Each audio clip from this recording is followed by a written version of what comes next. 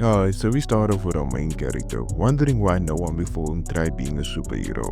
So he asked himself, what's the ordinary life, school, work that exciting that no one before him ever wanted to be one? Now we see someone in a bird suit jumping off a building. Now he continues saying at some point everyone wanted to be a superhero. Now the people down below notice bro coming down towards them at full speed. And when bro tried to activate his suit, it did not work, and in that moment bro realized how cooked he was. He crashed into the building. And no, that was not the MC, that was just some random dude with mental health issues. Now the MC was actually this dude who got his genitalia electrocuted. The thing is, this was not what he envisioned when he put a mask on. Bro thought he was gonna move around like Spidey or the Bat. But nah gang, this is your reality. You messed with some very bad people's money. Now we go back to the beginning and we find out that our MC's name is Dave. Now bro was not an athlete, a nerd, or anything like that. He simply, like everyone in his class, just existed. Now bro was a movie addict and a major Ryan Reynolds fan. Also, bro was either watching a movie in his room or calling to his bio teacher, insane. Now the thing is, he also likes girls in his class, especially the girl named Katie who sits right behind him. Now his homeboy says that she talks about him a lot. And I won't even lie to you gang, she hates you. She's literally mean mugging you for absolutely no reason. Now we know she plays tennis and bro waited outside for her so they can start chatting to her. Now when he tried conversating, she knew already he was lying. Bro watched her dad drop her off and spent the next 3 hours waiting for her there.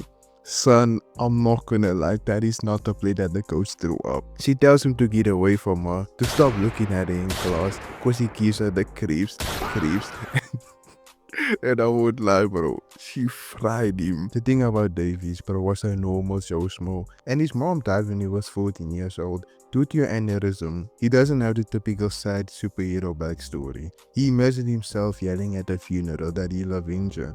But in reality bro distracted himself with video games while his dad was crying in his room. Now bro told his dad was not gonna move on, seeing how much he loved his mom, and every night they ate the exact same food and spoke about bro's future before his dad went off to night shift. At school they were talking about the new Marvel comic and how crazy it is that Peter made a web shooter and our scientist IRL couldn't even make one. Now bro started glazing weed on his X-Men run. Fast forward into the library, Dave tells her that he doesn't remember when he wanted to be a hero, but gradually it happened before he realized it. During lunch break, they asked his homeboy why he thought that no one tried being a superhero, which he said it was impossible to be one. Now Dave retorted saying that putting on a mask and helping others shouldn't be. Now the issue with that is you would absolutely get cooked IRL. Now Dave tried making an argument saying that not everyone gets to be a rock star, but that doesn't stop them from buying guitars. Now the issue with that is rockstars make money, superheroes don't. But to him everything cannot be about money. What about helping others? Katie and her friends walked by and started giggling, and somehow these networks thought that they wanted to sleep with him. While walking home, he wondered why people cannot follow their dreams and have a good time too, like you only live once. At home, his dad asked him why he was in bed so early. It wasn't even 9 o'clock, which he proceeds to lie to his father saying that he was sick. His father was off to work but he forgot his key card. Now before his dad left, he told him that he got sick and just wanted to sleep it off. And as we see his dad left, bro had on his superhero costume. Now when he walked past the mirror, he realized how whack some of his comic book origins were. And the thing is, his origin story was nothing fancy like trauma or getting some kind of powers. It was literally just a mixture of loneliness and despair. Now he tried psyching himself up. For the first few weeks, bro did not go crime fighting. Literally all he did was practicing his balance on a rooftop with a suit he brought from eBay. For some odd reason, bro got a rush from wearing the suit under his clothes. And during lunchtime, we see bro was in the gym. Now that actually helped him put on muscle. Later that night, we see bro trying to come up with a superhero name. So when we see Dave again, he was looking at some black kids who was tagging a wall, but they did not notice him. Now standing behind the corner as a kind of creep, bro wondered what his opening line was gonna be. So one of them black kids noticed bro and they started walking towards him. Now for some reason, bro was hella confident. And the first thing that Dave called him was a bunch of homos, and this dude with the do-rag literally just wanted to leave. Now we see bro taking out his weapon, which is crazy because they was literally just gonna go, and he told them to stop what they was doing. Now the dude with the locks told him to scram, but they smacked him with the baton. Now he started swinging on the others before he got kicked in the sack. Kick-ass smacked bro with the bottle. Now homie number 3 started giving him the work. They literally gave him the Jujutsu Kaisen special. Now they asked bro who he was, and he says he hasn't even thought of a name yet. Now the dude with the logs pulled out a knife and he literally shanked bro before running away. Now Davey was internally bleeding, slowly walked toward the road, and from the way he was dressed, anyone would have thought that bro was some kind of freaks. Now when he was walking down the road, some girls hit him with a car, and I won't lie, they had my boy do their ragdoll animations. Now the thing is, he did not blame them for hitting him with the car. What's crazier than that is bro knew his dad found out he was gonna kill him, cause both his legs were broken, his spine was crushed, and he's literally just like a pervert. Now we fast forward to his hospital days, and he wondered even how we got there. Then he remembered everything. Now in the hospital we found out that bro could not move his legs, and while he was opening his eyes, his dad yelled for a nurse. His father still didn't know about his superhero antics, cause he asked him why he was naked in the street. The doctors and his father thought it was some kind of normal mugging, and I won't lie bro didn't shake. You are actually cooked. His lung collapsed, he has a ruptured spleen and broken bones with some heat trauma. When he linked up with the doctor, they told him that he was gonna undergo a second operation. Now at night, bro was wide awake, and during the day he was asleep. Now bro was on that morphine, and he started seeing his mom beside his bed.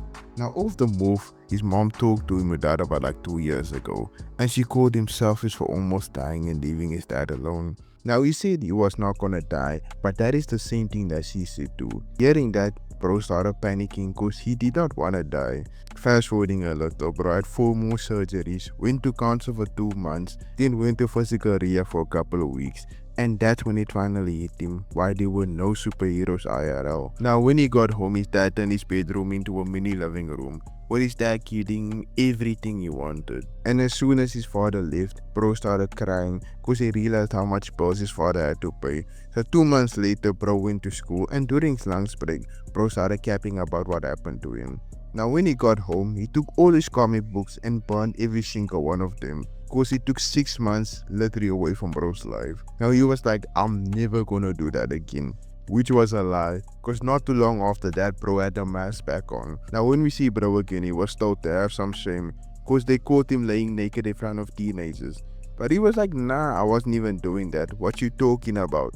Now she asked bro why he was wearing a size thing, and for some odd reason, she came to the conclusion that bro wanted to rape a girl and suggested castrating bro, which is insane mental gymnastics bro. He tells them to scram cause he doesn't want any problems, but they didn't leave bro alone.